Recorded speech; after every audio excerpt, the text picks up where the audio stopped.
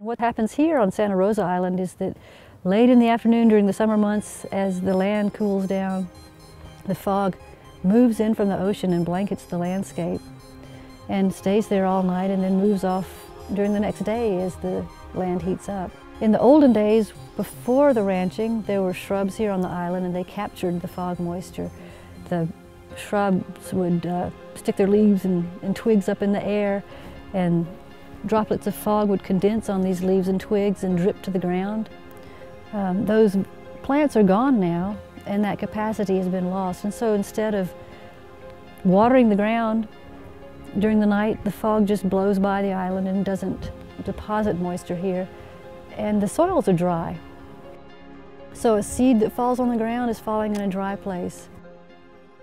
Our thrust right now then is to look at how can we harness fog to nourish plants. It's kind of a chicken and an egg situation where if you don't get the fog, you don't get the plants, but you need the plants to get the fog. And so we have to jumpstart the system by figuring out how to capture fog. You know, and you've got sort of stages in between too. You've got that bare slope, you've got this next one that's more grass and less coyote brush.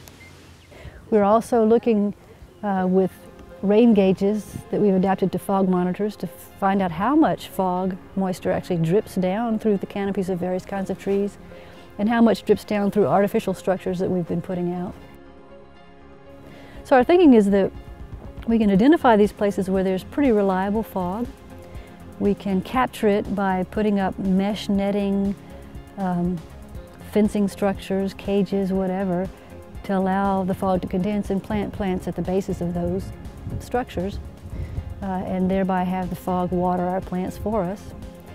We will be a long ways along toward jump-starting recovery out here.